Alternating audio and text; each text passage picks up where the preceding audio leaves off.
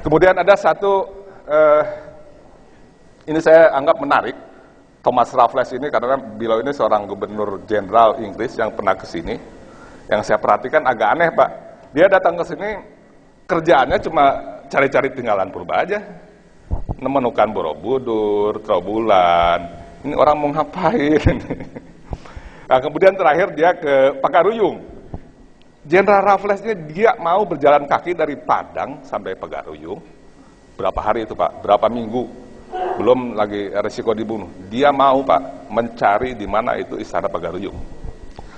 Nah, apa yang dikatakan oleh Raffles setelah dia meninggalkan kunjungan itu, terakhir di Indonesia, karena setelah itu dia harus menyerahkan kekuasaan Indonesia ke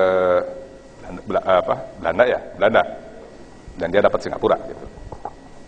Bahwa kata Raffles, masyarakat Sumatera ini, seperti halnya di Jawa, sedang mengalami proses kemunduran yang terus-menerus dari masa kejayaan para leluhurnya yang gilang gemilang. Ini pendapat Raffles waktu itu, Pak. Jadi salah satu hipotesa kami bahwa sebagian peradaban Nusantara yang barangkali maju itu lenyap dilanda bencana katastrofik.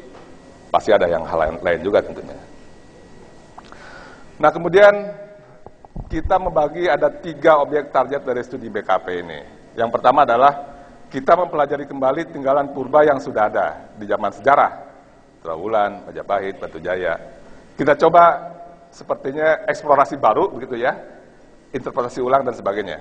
Nah, kemudian target yang kedua adalah yang lebih susah lagi, yaitu zaman, kalau istilah ilmiahnya barangkali late prehistoric ya, dari 10.000 sampai ke Masehi. Kalau di geologi disebutnya zaman Holosen. Zaman yang selama ini biasanya dicuekin tuh kalau di kalangan geologi, karena carinya yang lebih tua lagi. Atau disebut zaman Megalitikum itu di sini. Nah, kemudian yang ketiga, ini lebih sulit lagi. Kita ingin mencoba menembus adalah zaman early prehistoric, artinya sebelum 10.000, sebelum Holosen. Itu pasti lebih susah lagi. Karena di dunia ini, bukan hanya di Indonesia, itu adalah zaman yang tidak mengenal peradaban. Katanya, waktu itu orang belum bisa bermasyarakat, karena iklimnya terlalu ekstrim lah. Ini anehnya, Pak, ini anehnya. Jadi kalau di geologi, kita sudah mengenal bahwa Homo sapiens, manusia, seperti kita ini, punya otak, volume yang otak yang sama, semuanya persis sama, fisiknya. Itu sejak 150.000 tahun yang lalu. Bahkan ada yang bilang, Pak Oppenheimer sebetulnya waktu ngobrol dengan saya sampai 1 jam lebih, itu di Afrika ditemukan Homo sapiens, manusia 200.000 tahun yang lalu. Nah, anehnya sekarang ini semua ilmuwan, apa geologi, arkeologi, segala macam itu percaya bahwa sebelum 10.000 itu zaman batu. Artinya kita juga harus percaya bahwa dari mulai ada manusia, 200.000 atau 150.000, atau ada juga para ahli yang dari penelitian DNA katanya ada loncatan intelijensia.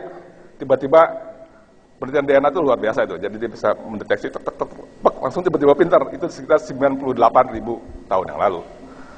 Tapi itu masih jauh, Pak. Jadi kalau kita percaya bahwa sebelum 10.000 itu adalah zaman batu, belum ada peradaban, berarti kita harus percaya bahwa manusia dari 150.000 tahun yang lalu, atau paling tidak dari 100.000 itu di gua-gua terus, bodoh terus.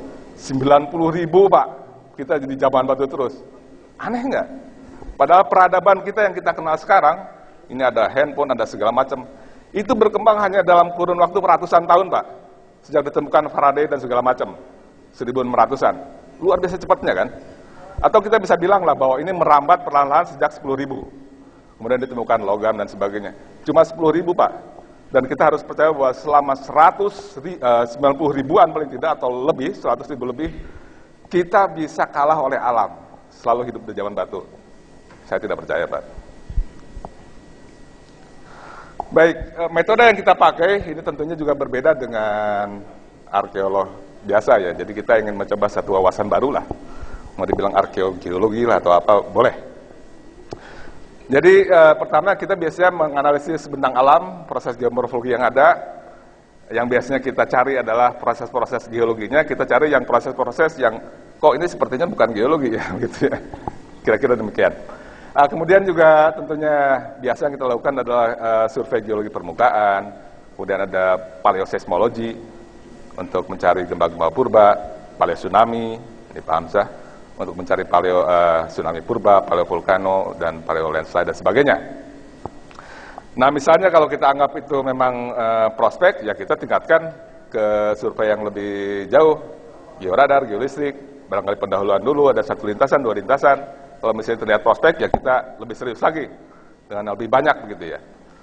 Dan kalau kita anggap dari ada survei itu ada positif, ya kita bisa melakukan trenching atau pemboran. Pemboran itu sudah lebih pasti. Jadi kan seperti uang aja kan, kita harus dilihat, harus diterawang, harus diraba juga kan. Nah, pemboran itu meraba gitu. Kalau geolistrik itu melihat, menerawang begitu. Baik, jadi ini ada satu konsep yang kita kembangkan bahwa proses alam dengan kehidupan ini selalu berinteraksi. Jadi yang merah itu yang bencana alam, yang peradaban kehidupan itu yang kuning. Jadi kita beranggapan bahwa peradaban kita sekarang ini kelihatannya bukan peradaban satu-satunya. Dulu tuh pernah berkembang pelan-pelan, tiba-tiba dihajar peristiwa katastrofik, jebret.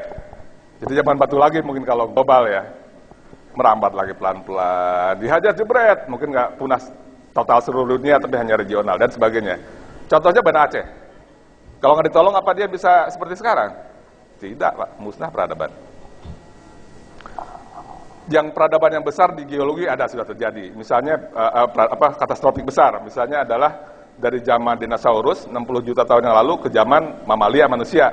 Itu kan ditabrak meteor, jebret. Musnah seluruhnya. Tidak seluruhnya sebetulnya. Masih ada sisa kehidupan. Kemudian di situ berkembang menjadi mamalia berkembang, kemudian blak, jadi homo sapiens seperti kita ada, gitu ya. Jadi memang itu satu hukum alam. Untuk membuat satu kehidupan baru di dunia, itu kehidupan yang lama yang sudah memenuhinya itu dimusnahkan dulu. Itu memberikan ruang istilahnya begitu ya. Itu sudah menjadi hukum alam begitu. Jadi satu hipotesa besar kita di Indonesia ini, kita sangat curiga bahwa dari waktu 20.000 sampai 10.000-an itu ada peristiwa katastrofik besar, terutama di sekitar 10.000 sampai 8.000-an, yang memusnahkan peradaban sebelumnya.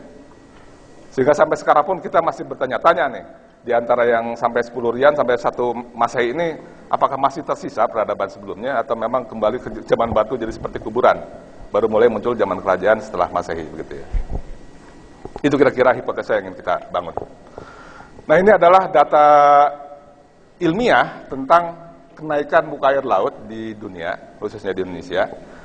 Jadi, Pak, waktu 20.000 tahun yang lalu, itu waktu zaman es, itu tinggi muka air laut itu sekitar 130 meter di bawah yang sekarang. Laut Jawa itu 60 meter, Pak. Jadi pada waktu itu Laut Jawa itu daratan, Laut Jawa, Selat Malaka. Itu semua satu daratan besar yang namanya daratan Sunda. Itu bukan teori, Pak, itu memang sudah kenyataan geologi, semua orang geologi tahu lah itu. Daratan Sunda. Sea level ketika sekitar 11.000 ya di situ. Jadi itu naik pelan-pelan sampai yang sekarang ini. Nah, tapi dari 15.000-an sampai 8.000 itu sea level itu tidak konstan pelan-pelan. Ada satu lonjakan. Seperti yang terjadi sekitar 14.000-an ini di sini. Meltwater Pulse 1A sekitar 14.800. Di sini cukup tajam, Pak. Barangkali mungkin bisa cukup seketika begitu ya, entah ini hari, entah bulan, tapi langsung tiba-tiba sea level naik 30 meter. Itu bisa dibayangkan kalau terjadi sekarang, Pak. Bak, dalam sebulan Jakarta 30 meter. Nggak mati. Itu terjadi, Pak, dulu. Terjadi itu dulu. Nah, itu juga terjadi 3 kali, ada 3 kali pulse besar. Wah, itu saya nyangka bahwa pulse besar itu ada hanya 2 kali. Yang pertama adalah di sekitar 14.000-an di sini. Kemudian yang kedua, ini di sekitar 12.000-an sebetulnya, ini agak salah, ini 10. Nah, tapi ternyata waktu saya ketemu sama Oppenheimer, dibilang ada satu lagi pulse yang cukup besar juga, yang tidak ada di dalam grafik ini, yaitu adalah sekitar 8.000 tahun yang lalu.